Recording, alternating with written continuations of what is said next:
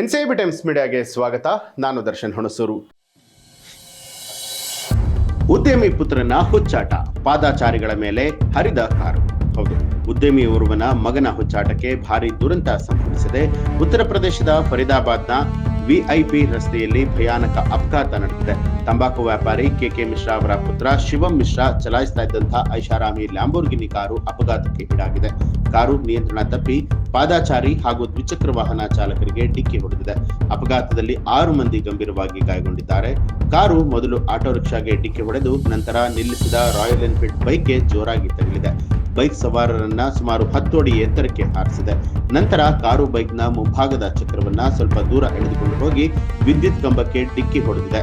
ಘಟನೆಯ ನಂತರ ಸ್ಥಳೀಯರು ಕಾರನ್ನ ಸುತ್ತುವರೆದು ಚಾಲಕ ಶಿವಂ ಮಿಶ್ರಾ ಅವರನ್ನ ಕಾರಿನೊಳಗೆ ಇರೋದಕ್ಕೆ ಒತ್ತಾಯ ಮಾಡಿದ್ರು. ಚಾಲಕನೊಂದಿಗೆ ಬಂದಂತಹ ಖಾಸಗಿ ಬೌನ್ಸರ್ಗಳು ಸಾರ್ವಜನಿಕರೊಂದಿಗೆ ಅನುಚಿತವಾಗಿ ವರ್ತನೆ ಮಾಡಿದ್ದಾರೆ. ಈ ಒಂದು ಮಾಹಿತಿಗೆ ಸಂಬಂಧಪಟ್ಟ ಹಾಗೆ ನಿಮ್ಮ ಅನಿಸಿಕೆ ಅಭಿಪ್ರಾಯವನ್ನ ಕಮೆಂಟ್ ಮಾಡಿ. ಹಾಗೆ ನೀವಿನ್ನೂ ಕೂಡ ನಮ್ಮ ಚಾನೆಲ್ ಅನ್ನ ಸಬ್ಸ್ಕ್ರೈಬ್ ಮಾಡಿಲ್ಲ ಅನ್ನುವಂಥದ್ದಾದ್ರೆ ಈಗಲೇ ಸಬ್ಸ್ಕ್ರೈಬ್ ಮಾಡಿ, ಬೆಲ್ ಐಕಾನ್ ಒತ್ತಿ.